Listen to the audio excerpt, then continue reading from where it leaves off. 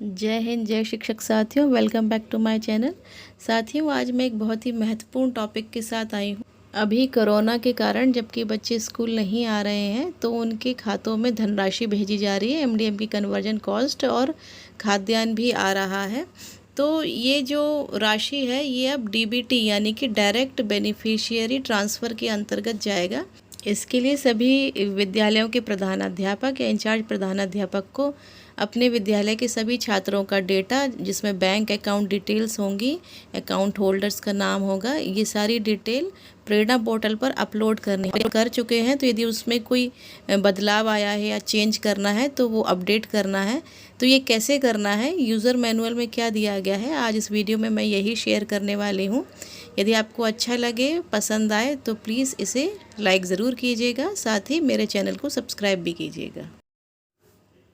सभी प्रधानाध्यापक, इंचार्ज प्रधानाध्यापक ध्यानपूर्वक पढ़ें। प्रेरणा पोर्टल पर माह जुलाई से अगस्त एमडीएम परिवर्तन लागत की धनराशि बच्चों अभिभावकों के खाते में भेजने हेतु बैंक विवरण व डाटा में कैसे सुधार करें, यानी कि करेक्शन कैसे करें। इसके लिए गूगल पे जाना होगा।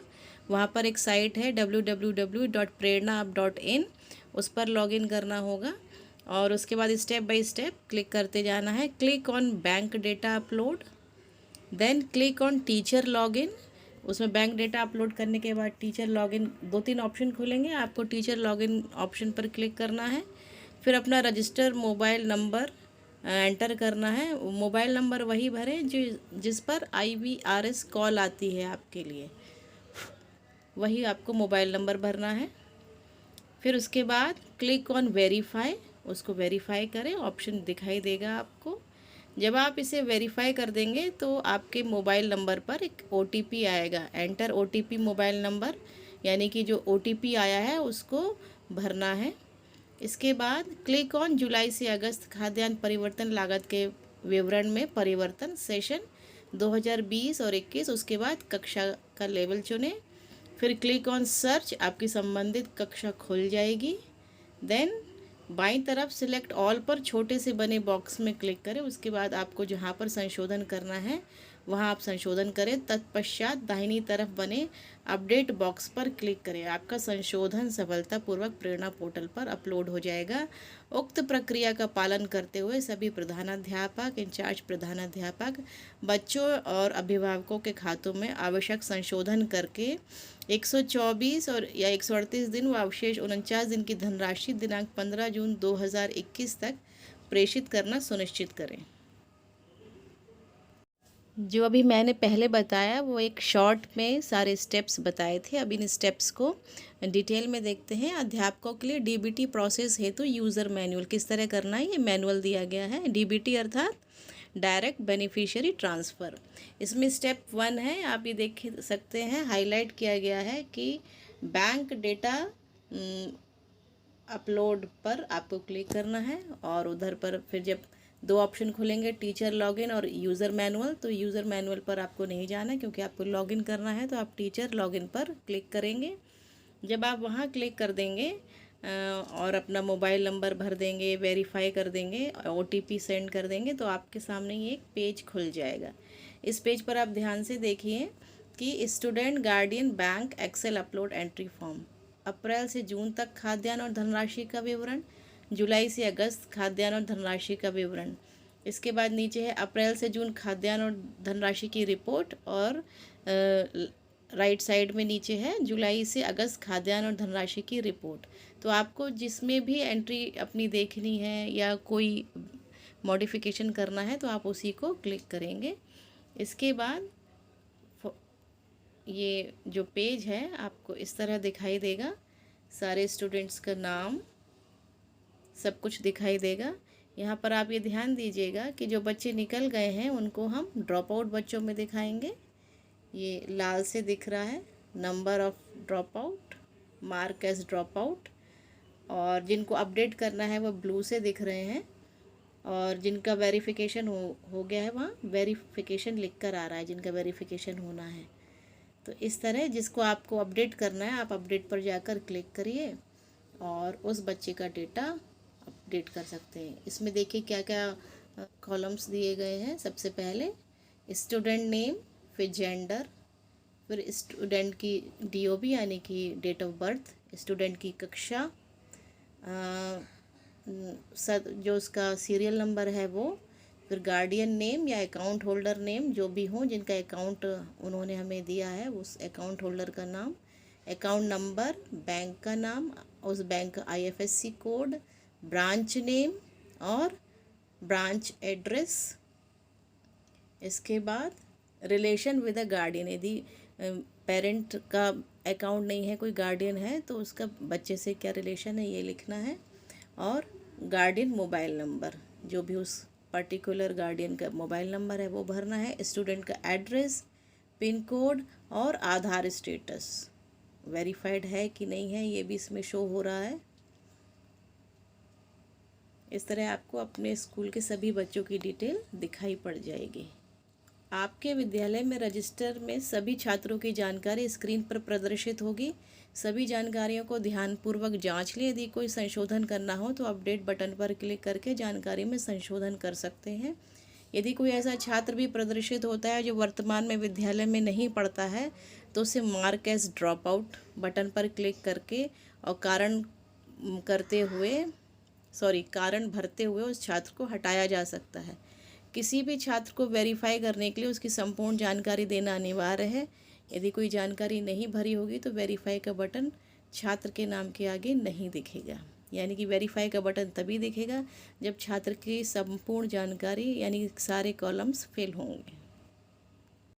जब आप छात्र की अपडेट पर टच करेंगे तो आपके लिए एक स्क्रीन खुल जाएगा उस पर्टिकुलर छात्र के लिए, जैसे स्टूडेंट नेम, फिर उसका gender, guardian name, relation with guardian, pin code, bank information, account number, bank number, branch address और उसके बाद student DOB, class name, guardian mobile number, student address, IFSC code, branch name. यदि इसमें किसी में भी आपको चेंज करना है तो आप यहाँ चेंज कर सकते हैं और उसके बाद अपडेट पर क्लिक करके उस बच्चे का डेटा अपडेट हो जाएगा। और छात्र को यदि हटाना है, मान लीजिए वो छात्र निकल चुका है तो जैसे ड्रॉप आउट बच्चा है तो उसके लिए ड्रॉप आउट पर जाकर इस तरह की स्क्रीन खुल जाएगी। जो भी रीज़न है कि वो ड्रॉप आउट क्यों हुआ, कि उसकी कक्षा उन्नति हो गई या कक्षा 9 में पहुंच गया, विद्यालय दूर है, जो भी कारण है उस पर हम क्लिक कर देंगे। किसी भी छात्र को वेरीफाई करने के उपरांत वह छात्र ऊपर दी गई सूची में हट जाएगा एवं एक दूसरी स्क्रीन पर प्रदर्शित होगा। तो जो भी ड्रॉप आउट बच्चा होगा वो हमारे विद्यालय के डेटा से हट जाएगा। चलिए अब डिटेल में समझ लेते हैं टीचर लॉगिन कैसे करना है।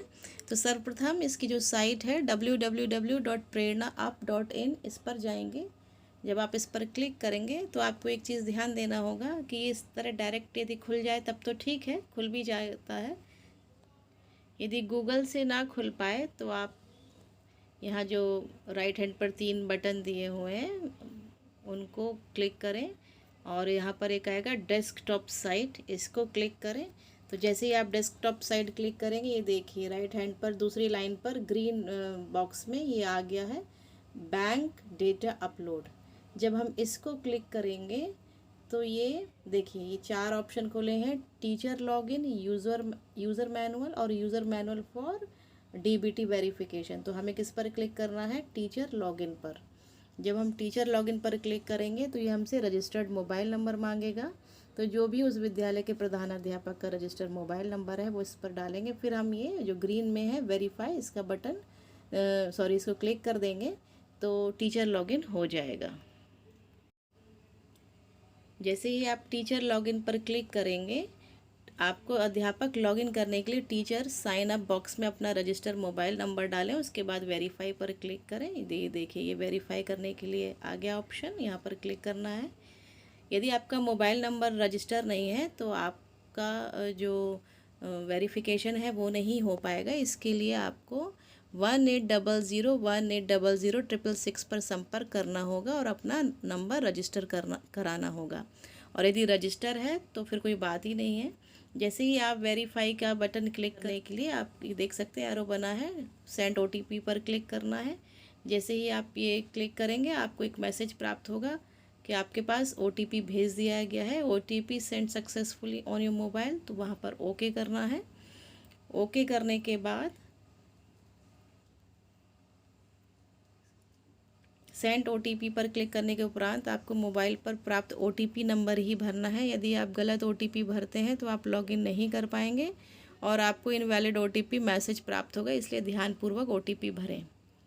ये देखिए यहाँ पर आपको OTP भरना है टीचर साइन अप करने के लिए, फिर लॉगिन पर क्लिक करना है। जैसे ही आप लॉगिन पर क्लिक करेंगे आप प्राप्त मैसेज पर ओके का बटन क्लिक करके आगे बढ़ जाएं।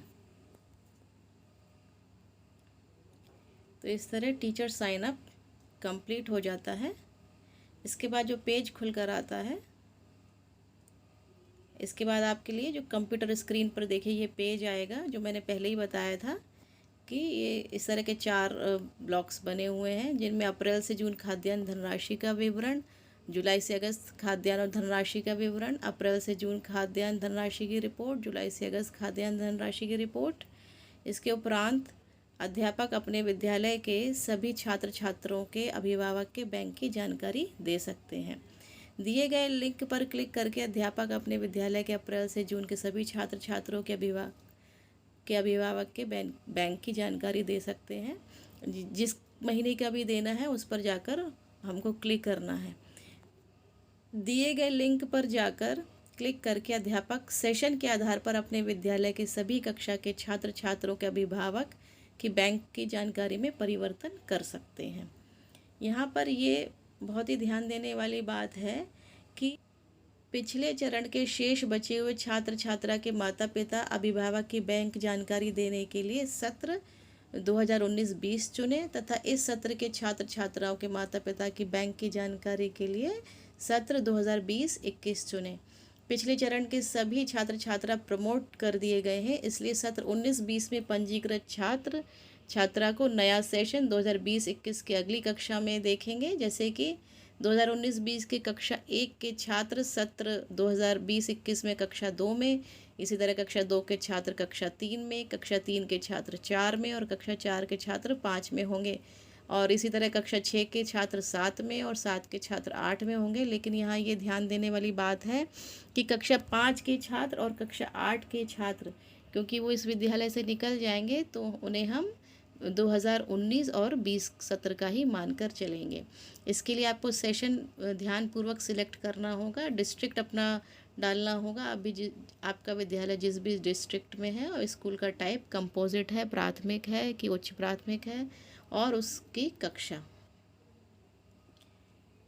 इसके बाद जो स्क्रीन आएगी, इसमें दिए गए लिंक पर क्लिक करके अध्यापक अपने विद्यालय के अप्रैल से जून के भरे गए सभी कक्षा के छात्र छात्रों को देख सकते हैं। ये देखिए, जैसे आपने विद्यालय का नाम भरा तो दोनों सत्र की रिपोर्ट भी आप देख सकते हैं। 19-20 की रिपोर्ट दिखा रहे हैं वो। विद्यालय का नाम एक उदाहरण सहित उन्होंने भरा है। इसमें एक जो कॉलम्स आए, school name, total boys girls, total student received bank information, cooking cost, rice in ton और वीट इन टन और रिमेनिंग स्टूडेंट्स, इस तरह का डेटा ओपन हो जाएगा। आप चाहे तो इसका प्रिंट भी ले सकते हैं, प्रिंट का ऑप्शन भी आ रहा है, और एक्सेल में भी एक्सपोर्ट कर सकते हैं।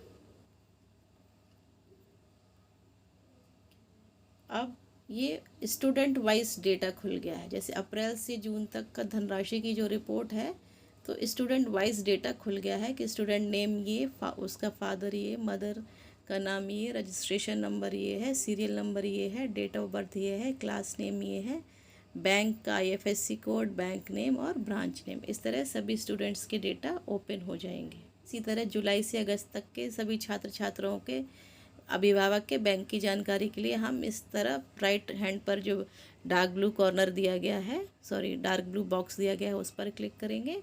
दिए गए लिंक पर क्लिक करके अध्यापक अपने विद्यालय के सभी कक्षा के छात्र छात्रों के अभिभावक की बैंक की जानकारी दे सकेंगे। सेम हियर यही करना है, सेशन, डिस्ट्रिक्ट, स्कूल टाइप और क्लास। इसके बाद फिर से जो है स्टूडेंट्स का डेटा, स्कूल का नाम हम देखेंगे अपना, उसका पूरा डेटा खुल जाएगा। इसको भी आप प्रिंट ले सकते हैं, एक्सेल में भी एक्सपोर्ट कर सकते हैं। देन ये स्टूडेंट वाइज डेटा खुल गया कि जुलाई अगस्त में खाद्यान्न की क्या स्टेटस है किसी भी पर्टिकुलर स्टूडेंट के लिए, ये पूरा खुल जाएगा। तो इस तरह यूज़र मैनुअल और किस तरह आपको काम करना है, उसमें कैसे फीडिंग करनी है, ये सब मैंने आपको बता दिया है। यदि कोई भी डाउट हो इसमें आगे तो आप पूछ सकते हैं। वैसे मैंने कोशिश की है कि पूरा आपको बता पाऊँ। मुझे उम्मीद है कि जो मैंने समझाने की कोशिश की है आप लोग को समझ आ गया होगा। So thank you for watching.